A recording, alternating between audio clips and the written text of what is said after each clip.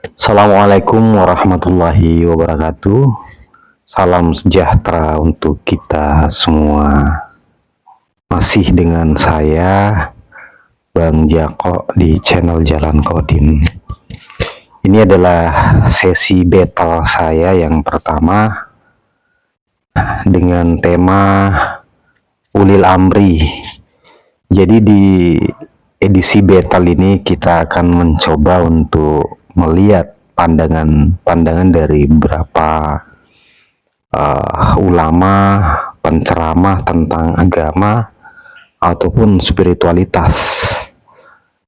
Kemudian setelah itu kita mencoba untuk mengurainya, ya, menganalisanya sampai kemudian kita punya sebuah pandangan, entah itu sifatnya pandangan baru, berbeda, yang pasti bahwa tentu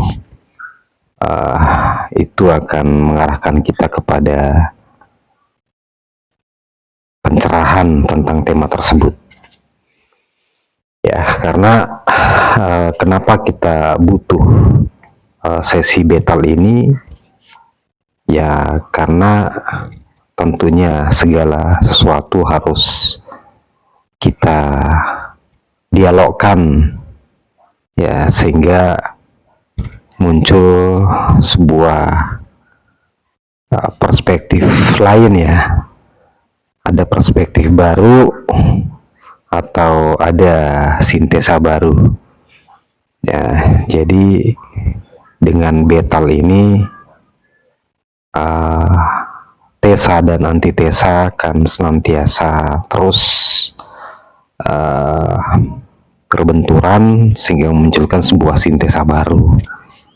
Nah, itulah kenapa saya kemudian mencoba untuk menggelar edisi battle. Nah, kali ini kita mencoba untuk mengupas atau mengurai atau membetalkan tentang tema Ulil Amri. Tema Ulil Amri itu kita bisa dapatkan di kitab suci Quran, ya, An-Nisa 59, yang kurang lebih bunyinya atiullah wa atiur rasul wa ulil amri minkum. Taatlah kepada Allah, taatlah kepada Rasul, dan orang yang dikuasakan di antara kamu. Nah, para ulama ataupun ahli tafsir masih belum bersepakat sampai hari ini tentang sejatinya ulil amri itu, ya. Nah, secara umum itu terbagi dua pandangan, ya. Ada yang mengkategorikan ulil amri itu sebagai umara atau pemimpin politik, dan yang lainnya mengkategorikannya sebagai ulama atau yang punya otoritas dalam keilmuan, tentunya keilmuan agama. Kita coba lihat secara langsung, ya, beberapa pendapat atau pandangan beberapa ulama atau pendakwah, ya, terkait dengan tema ulil amri. Rasulullah bersabda, ulil amri minkum itu ialah alladzi yaqudukum bi kitabillah, ialah yang memimpin kalian dengan kitabullah. Itu ulil amri minkum, yaitu yang memimpin kalian dengan kitabullah. Adapun penguasa yang memimpin dengan kitab Darmo Gandul atau Gadulucu atau apa, ya itu bukan ulil amri minkum. Kalau tidak memimpin dengan kitabullah, maka bukan dia ulil amri minkum. Lihat, perhatikan baik-baik, saya garis bawahi. Yang di sini nomor 1 ada kata atiunya, taatlah pada Allah. Yang di sini ada kata atiunya juga. Yang di sini ada nggak? Perhatikan cara menafsirkannya. Perhatikan. Taat artinya ketaatan mutlak. Ketaatan mutlak. Jadi jangan tanya, kalau Allah sudah perintahkan jangan tanya lagi. Kalau Rasul sudah mintakan jangan protes lagi, lakukan saja. Apa yang kita pandang buruk boleh jadi ada kebaikan di situ. Jelas sampai sini? Nah, Karena itu digunakan kata atiu. Tapi kenapa ketika pada ulil amri cuma ditambah waw? Faatnya tidak ada. Ini artinya ketaatan dengan syarat bila, sekali lagi, bila ulil amri ini menetapkan satu keputusan yang keputusan itu sesuai dengan ketentuan Al-Quran dan Sunnah Allah dan Rasulnya. Diikat dengan kata taat ini. Jadi bila ketetapan ulil amri tidak sesuai dengan ati Allah wa ati Rasul, Allah dalam Qurannya, Rasul dalam Sunnahnya, maka tidak boleh kita menaatinya. Dan keliru kalau mengatakan kalau misalnya salah ya ikut kita salahnya. Kalau sudah salah jangan diikuti. Tapi ulil amri yang macam mana? Ulil amri yang para ulama kudama dulu itu bertanya, berfatwa, itu adalah para ulil amri yang masih menerapkan Al-Quran dan Sunnah dijunjung tinggi sebagai hukum pemerintahan. Itu yang ulil amri. Coba lihat dalam Majmu'ah Al-Fatawa oleh Syekh Islam Ibn Taimiyah ketika beliau mengatakan ulil amrinya umat ini adalah seluruh pemimpin-pemimpin yang memegang urusan umat bi kitabillah wa sunnati rasulih, dengan kitabullah dan sunnah rasulnya. Syekh Abdullah bin Abdul Aziz bin Baz di dalam kitab beliau Wujubu Tatbiqi Syariatillah, kewajiban menerapkan syariat Allah Subhanahu wa taala, mengatakan dengan tegas bahwa siapapun pemerintahan lo ya, pemerintahannya yang menolak menjadikan Al-Quran dan Sunnah atau hukum Islam sebagai hukum dalam pemerintahannya, maka pemerintahan itu bukan ulil amri Islam. Jelas, walaupun pribadinya orangnya Muslim, silakan. Tapi pemerintahan ini pemerintahan yang ulil amri dalam minkum enggak, dia tidak termasuk sampai pemerintahan itu menerapkan hukum-hukum Islam atau pemerintahan itu menjadikan Al-Quran dan Sunnah sebagai asas pemerintahannya. Khalas. Lah kalau di sini asas pemerintahan bukan. Jadi kalau ulil amri minkum ya ulil amri minal ladina amanu. Dari kitab-kitab tafsir riwayat tentang siapa ulil amri itu, kurang tadi.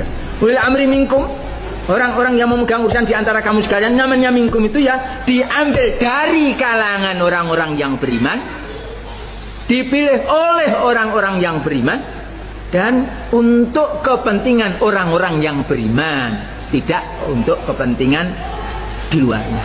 Sedangkan pemerintah Indonesia ini yang milih kan bukan orang-orang yang beriman saja. Yang dipilih dari kalangan bukan dari kalangan orang yang beriman saja. Oke, kita sudah sama-sama melihat ya bagaimana pendapat beberapa ulama terkait ulil amri. Jadi tadi di video itu yang pertama dia mengatakan bahwa ya yang dimaksud ulil amri itu adalah pemimpin yang mengacu kepada kitabullah gitu, memimpin dengan kitabullah. Kalau dia tidak memimpin dengan kitabullah, maka dia bukan ulil amri.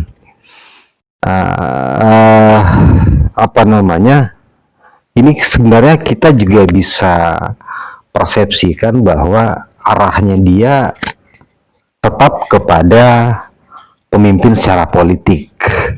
Hanya saja bahwa pemimpin atau penguasa politik itu harus mengacu kepada kitabullah. Kalau tidak mengacu kepada kitabullah berarti dia bukan ulil amri. Kemudian yang kedua itu ya Ustaz Hadi Hidayat tetap juga mengarah kepada pemimpin secara politik. Hanya saja dia mencoba mengurai ya bahwa kata-kata atiu yang ada di atiullah dan itu rasul itu sifatnya mutlak, jadi harus diikuti. Nah sementara di ulil amri di situ nggak ada kata-kata atiu, artinya ya dia diikuti selagi dia mengacu kepada Quran dan Sunnah. Ya pada dasarnya hampir sama saja dengan pandangan yang pertama ya.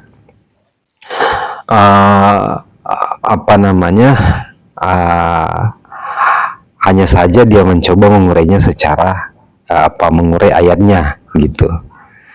Jadi ya intinya sama halnya bahwa artinya sama saja dia mengatakan bahwa ulil amri itu tetap secara politik, pemimpin politik. Jadi ya pemimpin politik itu tidak wajib untuk diikuti ya. Kalau dia mengacu kepada Al-Quran dan Sunnah, ya kita akan ikut. Tapi kalau tidak, ya kita tidak bisa ikuti gitu ya. Kemudian selanjutnya, dan secara umum saya katakan bahwa hampir semua mereka itu tadi menafsirkan bahwa ya yang dimaksud ulil amri itu adalah pemimpin secara politik. Hanya saja bahwa pemimpin secara politik itu harus mengacu kepada kitabullah, harus mengacu kepada Quran dan Sunnah. Kalau tidak berarti tidak bisa ditaati ya. Nah kemudian ada yang salah satunya itu yang berpendapat lain bahwa ya yang dimaksud adalah ulama gitu, ulama waris ya, karena itu dia mengacu kepada tafsir klasik ya. Kalau nggak salah itu Ibnu Abbas, Ibnu Mas'ud ya, bahwa ya ulama itu adalah ulil amri itu adalah ulama sebenarnya. Nah, jadi ya seperti itulah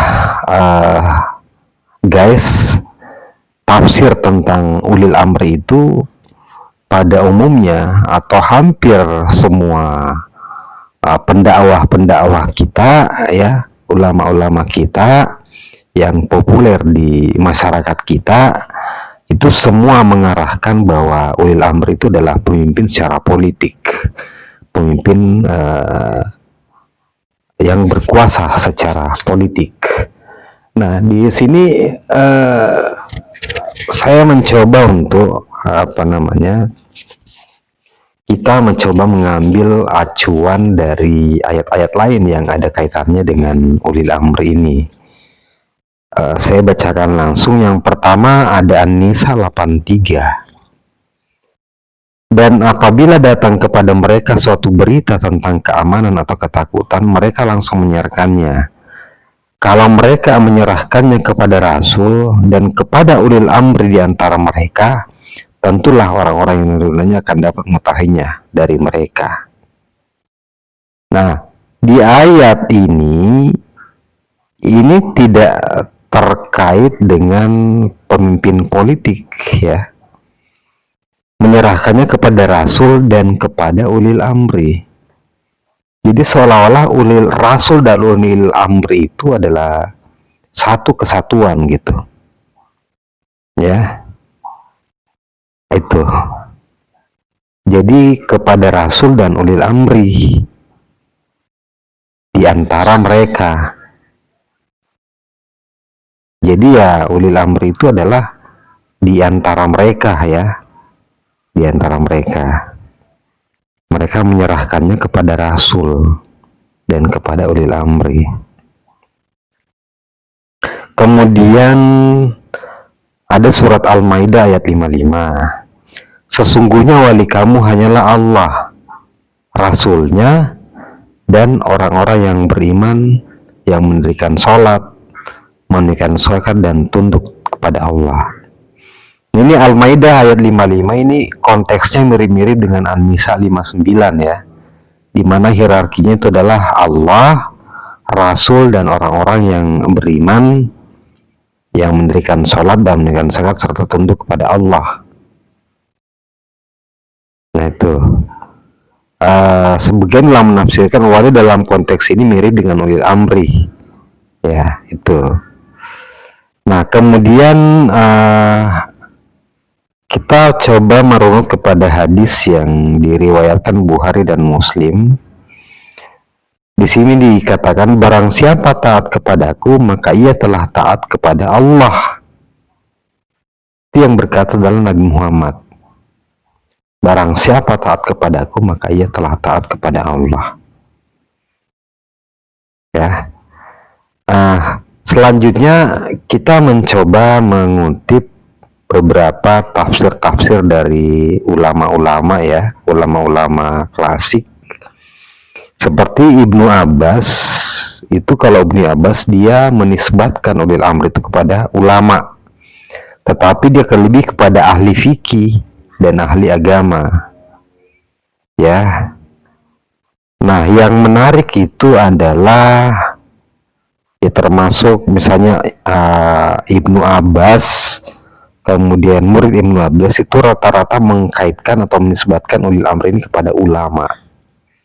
Seperti saya katakan sebelumnya bahwa secara umum tafsir tentang ulil amri ini kan menisbatkannya kepada dua hal. Yang pertama umara, pemimpin secara politik, kemudian ulama, pemimpin yang memiliki otoritas keilmuan dalam hal agama. Ada yang menarik pendapat dari Imam Ja'far Shadiq ya. Di sini yang merupakan,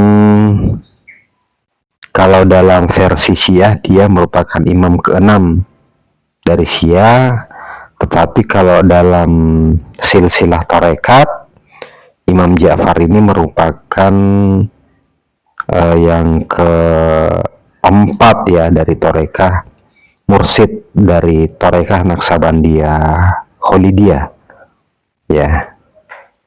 Dia adalah imam mursid atau silsilah yang keempat kalau tidak salah. Yang pertama Abu Bakar, kemudian Salman Al-Farisi, kemudian Muhammad Qasim, kemudian Imam Ja'far ini. Nah, dia mengatakan bahwa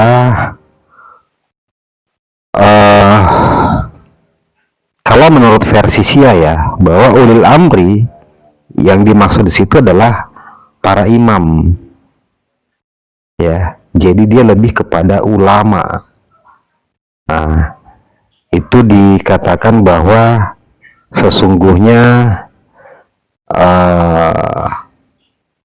dasar dari ulama yang menjadi ulil amri di sini itu di hadis Rasul riwayat Abu Daud dan Tirmizi itu dikatakan sesungguhnya para ulama adalah pewaris para nabi ya.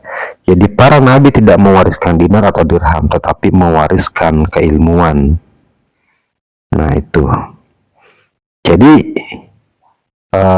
seperti itu ya pemetaannya tentang perdebatan tentang ulil amri ini. Jadi sekali lagi bahwa yang pertama ada dua pandangan besar, pandangan umum tentang ulil amri ini, yaitu ada yang melihatnya secara pemimpin politik dan ada yang melihatnya secara pemimpin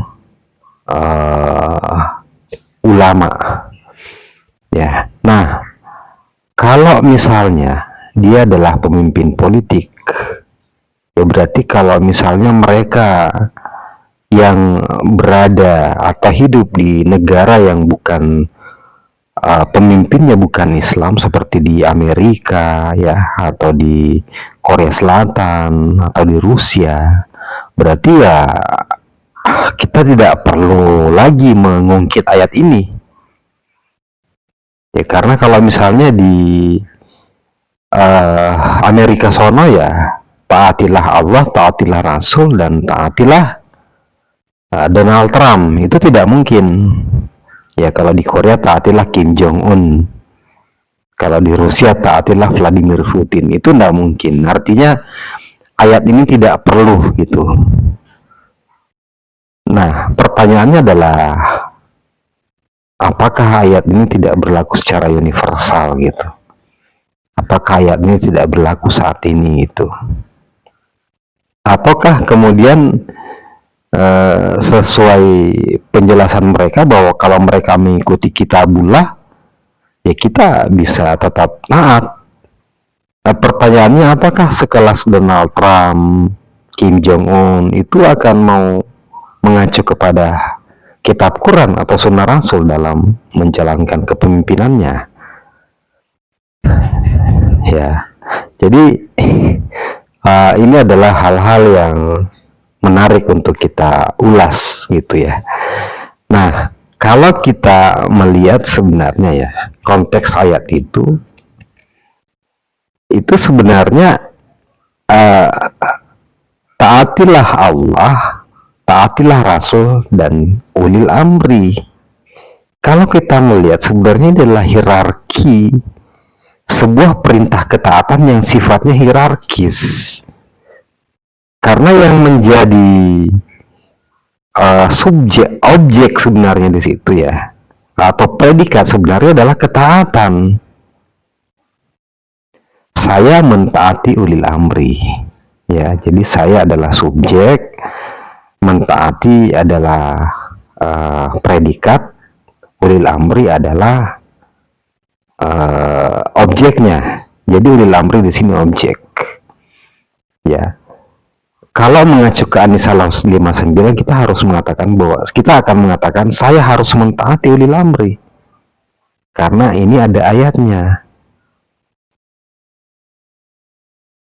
ya. Artinya tiga ketaatan itu sifatnya hierarkis. Ketaatan pada Allah dan Rasul itu mutlak, itu sudah pasti, ya. Nah, kemudian kenapa juga di situ ditempatkan ada ulil amri? Kalau toh pada akhirnya kita tidak harus mentaatinya, ini kan suatu hal yang sifatnya kontradiktif. Kenapa harus diletakkan lagi di situ di hierarkis yang ketiga? Ya. Nah, jadi saya ulangin, ini harus jeli nih. Ya. Yang menjadi objek di situ, objek pembahasan di ayat itu adalah ketaatan. Nah, kemudian pertanyaannya, taat kepada siapa? Ya. Nah, jadi taat ini kan dia sifatnya adalah predikat, dia kata kerja ya. Nah, kata kerja ya. Jadi An-Nisa 59 ini di situ intinya adalah ketaatan. Jadi misalnya, saya harus taat kepada Allah. Nah, itu mutlak. Kemudian yang kedua, saya harus taat kepada Rasul. Itu pun mutlak. Kemudian yang ketiga, saya pun harus taat kepada ulil amri. Jadi dia sifatnya hierarkis. Ya. Kalau misalnya kemudian kita tidak harus taat kepada ulil amri, ngapain disimpan di situ, di ayat itu? Mending dihilangkan aja.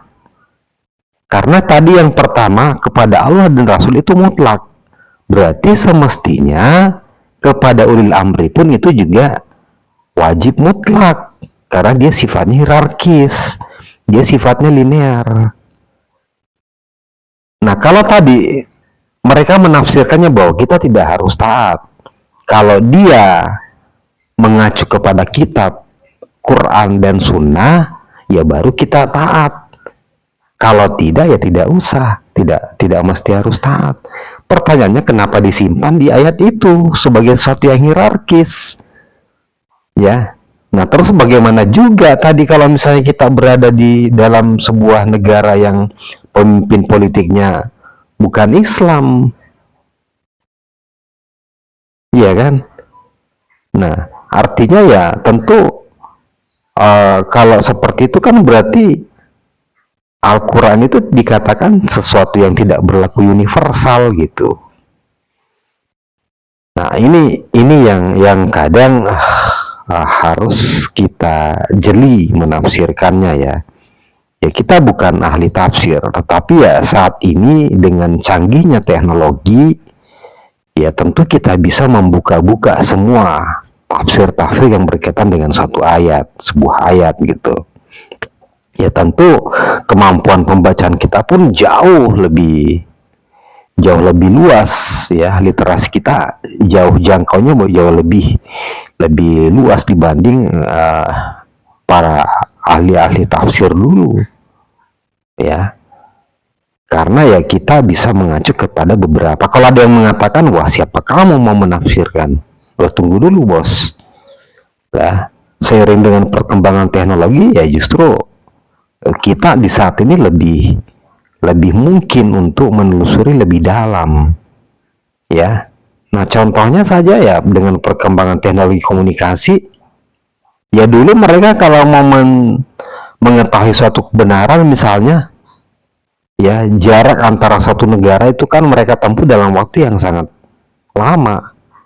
Kalau sekarang nih ya kita mau mencari literatur, mau mendapat informasi seputar Amerika misalnya, kejadian di Uni Soviet misalnya, ya itu tidak perlu menunggu waktu yang berlama-lama.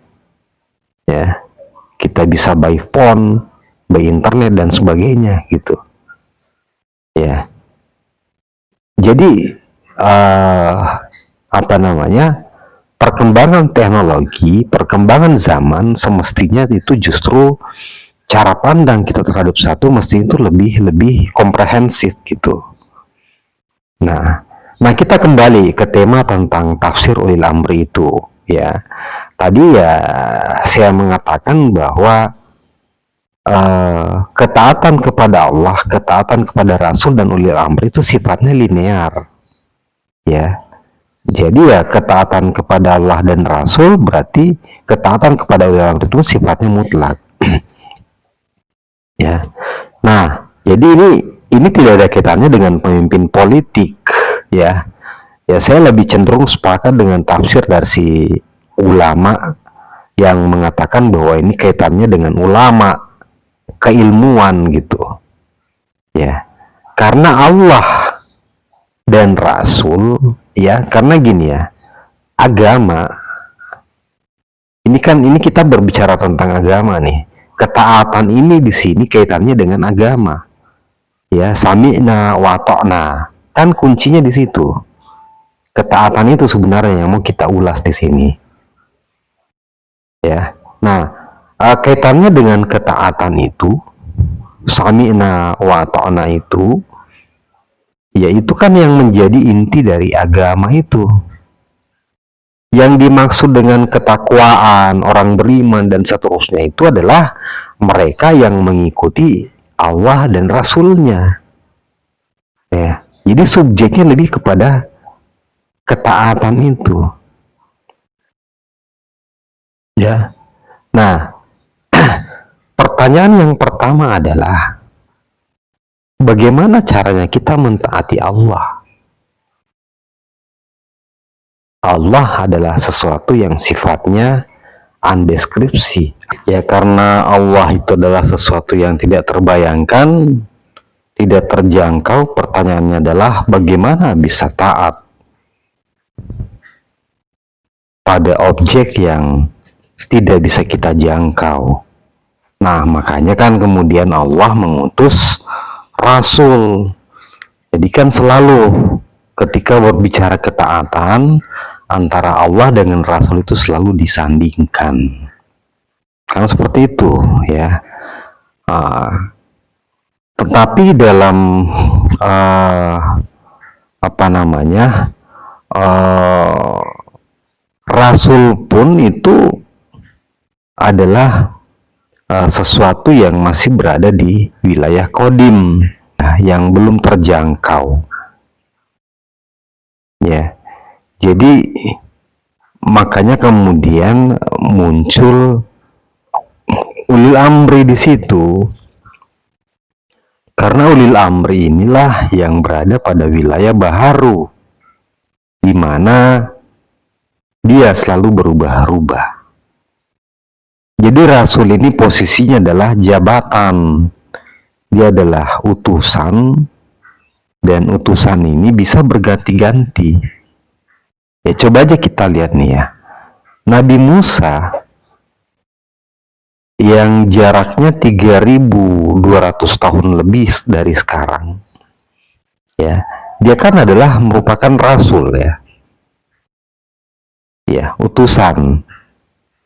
Nah, tetapi kemudian di zaman Nabi Isa, Isa pun juga merupakan utusan, merupakan rasul juga. Dan terakhir adalah Nabi Muhammad. Nabi Muhammad juga posisinya rasul. Ya, tetapi secara zaman mereka berbeda. Dan secara syariat juga mereka berbeda. Jadi sebenarnya kalau kita melihat hal ini, kita bisa mengambil sebuah perspektif bahwa ya, di zaman Musa, Yahudi, Musa lah yang menempati posisi Rasul itu. Ya, Musa lah yang berfungsi sebagai Rasul. Makanya ketaatan manusia di zaman Yahudi, umat di zaman Yahudi itu kepada Nabi Musa. Nabi Musa inilah yang merupakan manusia biasa yang bisa diajak berinteraksi gitu dan bisa diindrai karena dia punya fisik, punya jasad. Nah, kemudian di zaman Nabi Isa pun seperti itu. Isa lah yang kemudian menjadi objek ketaatan umat pada saat itu. Kemudian di zaman Nabi Muhammad pun begitu. Yang merupakan objek ketaatan adalah Nabi Muhammad bin Abdullah sebagai seorang manusia biasa ya yang bisa berinteraksi dengan umat pada saat itu. Berarti yang dimaksud oleh Amri itu sebenarnya adalah sesuatu posisi yang berada di alam baharu, ya, di mana dia hidup bersama dengan umat di zamannya. Jadi kalau kita mencoba membuat hierarkisnya, Allah dan Rasul itu adalah sesuatu yang berada di wilayah kodim yang sifatnya kekal. Ya, kenapa saya katakan kekal? Tadi kan jelas ya, Rasul Muhammad dan Rasul Musa yang memiliki jarak waktu yang sangat jauh, yaitu lebih dari 3000 tahun, itu mereka adalah sama-sama pembawa misi ilahi. Ya, mereka sama-sama pembawa berita atau kabar dari langit gitu. Demikian pula dengan Nabi Isa. Ya, berarti mereka itu adalah semua berada di posisi sebagai rasul. Tetapi dalam sekuens waktu yang berbeda, dalam ruang dan waktu yang berbeda. Nah, di waktu masing-masing, di zaman masing-masing, mereka lah yang menjadi kiblat ketaatan dari umat itu. Berarti Allah yang laisa kamisli syai'un, yang tidak terbayangkan, kemudian mengutus Rasulullah. Rasulullah ini atau utusan Allah ini pun juga masih berada pada wilayah kodim. Ya, itu yang kemudian frekuensi Rasul ini bertajalli atau berwadah kepada utusannya yang di dunia, yang seorang manusia biasa. Ya, mulai dari Nabi Musa, Isa, kemudian Muhammad dan yang lainnya. Berarti ulil amri ini adalah Musa di zaman Nabi Musa, Isa di zaman Nabi Isa, dan Nabi Muhammad di zaman Muhammad. Jadi ya tetap mutlak. Karena di zaman Nabi Muhammad, posisi Rasul itu pada Muhammad bin Abdullah. Ya, tetapi ya di sini Rasul itu kan adalah sebuah entitas yang tidak mati. Ya, dia adalah entitas yang kekal. Makanya Rasul dari Musa di zaman 3000 tahun lebih yang lalu, yaitu posisinya sama dengan Nabi Muhammad. Dia merupakan utusan, sama-sama sebagai utusan. Tetapi dalam wilayah baharu yang dipengaruhi oleh ruang dan waktu, tentu mereka kemudian berbeda-beda, ya, secara fisik dan juga tentu secara syariat berbeda. Tetapi yang disampaikan sama. Makanya karena mereka yang merupakan tajallinya frekuensi ilahi itu, frekuensi Rasul, dialah kemudian menjadi kiblat ketaatan umatnya. Jadi taatlah kepada Allah, taatlah kepada Rasul, dan ulil amri, orang yang dikuasakan di antara kamu. Ya, karena ini yang disebut dengan sistem wasilah, dan itu sifatnya top down, makanya dikuasakan. Ya, yang memilih Nabi Musa, memilih Nabi Isa, dan Nabi Muhammad itu ya dari Allah langsung. Ya, dan itu sifatnya top down. Jadi posisi ulil amri itu dipilih langsung oleh Allah. Ia adalah sosok manusia yang dipilih dan dikehendaki oleh Allah. Jadi bukan melalui proses politik, entah itu melalui pilkada, melalui pemilihan secara musyawarah, atau pewarisan tahta. Ya, jadi proses pemilihan politik kan seperti itu gitu, atau perebutan kekuasaan. Tapi ulil amri itu adalah seorang pemimpin rohani. Dia adalah pemimpin rohani yang dipilih langsung secara yang dipilih langsung oleh Allah. Dan tentu kalau Allah yang memilih, ya berarti kan itu bukan sesuatu yang secara terang-terangan gitu. Ya, artinya mereka yang ingin menemukannya harus membutuhkan usaha, ya. Harus ada ikhtiar yang luar biasa untuk menemukan sosok pemimpin ini, ulil amri ini. Ya, itulah sebenarnya yang disebut dengan manjada wajada, bersungguh-sungguh mencari dan menemukan pemimpin itu. Karena dia biasanya bersembunyi di tempat yang terang. Ya. Jadi ulil amri itulah yang kemudian menjadi kiblat ketaatan umat, yang dengannya ketika kita taat kepada dia, maka secara otomatis kita akan taat kepada Rasul dan sudah pasti taat kepada Allah.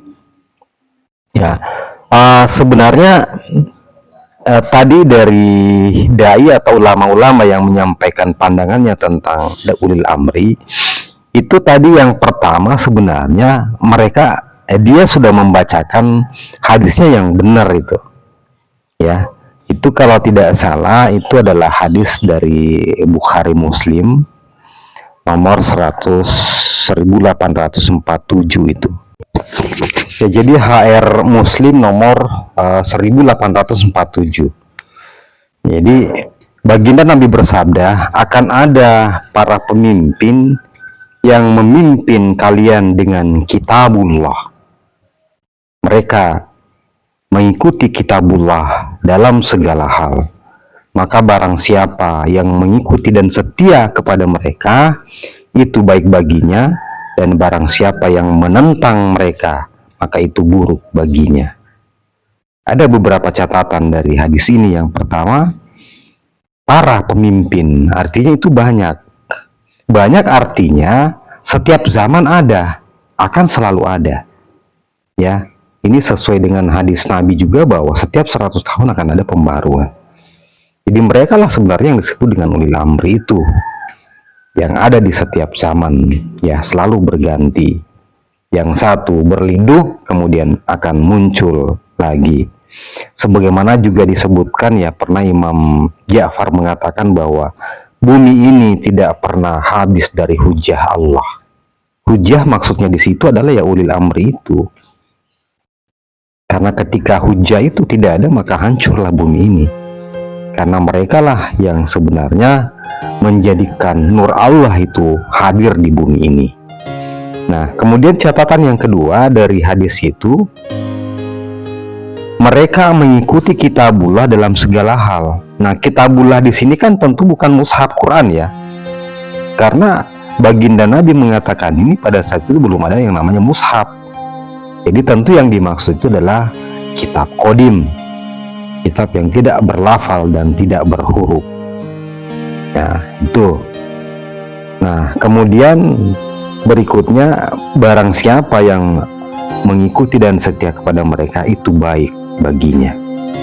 Artinya memang ya secara tidak langsung baginda Nabi memutlakkan ketaatan kepada mereka, kepada ulil amri ini.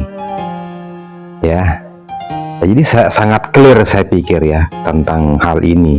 Jadi sekali lagi ya kita ulangi bahwa di An-Nisa 59 itu adalah sebenarnya struktur ketaatan umat ya.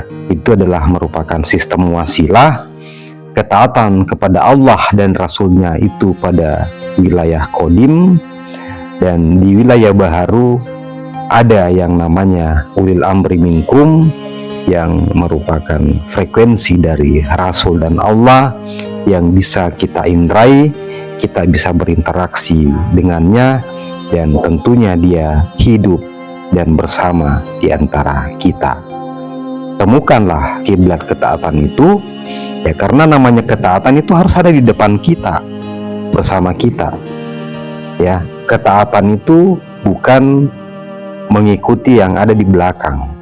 Kalau ada di belakang itu bukan mentaati namanya, tapi membokongi. Ya, jadi kiblat ketaatan itu harus selalu ada di depan, bukan yang sudah mati, bukan yang sudah meninggal, bukan yang sudah berlindung, tetapi dia ada, nyata, dan memberikan perintah setiap saat. Dan perintah-perintahnya itulah yang harus kita ikuti. Makanya ada yang disebut dengan sami'na wa ta'na. Ketaatan itulah yang menjadi ukuran apakah kita beriman atau tidak, apakah kita kafir atau mengingkari. Kafir artinya tertutup dari pengakuan terhadap sang memberi perintah. Oke guys, jadi tafsir tentang ulil amri ini mungkin bisa menjadi referensi dan bahan renungan bagi kita semua. Kalau selama ini kita terdogma bahwa ulil amri itu adalah pemimpin secara politik, semoga konten ini bisa memberikan perspektif baru bagi kita, ya. Karena tidak ada kontradiksi di dalamnya, semua clear. Tetap bersama saya, Bang Jako, di channel Jalan Coding. Assalamualaikum warahmatullahi wabarakatuh.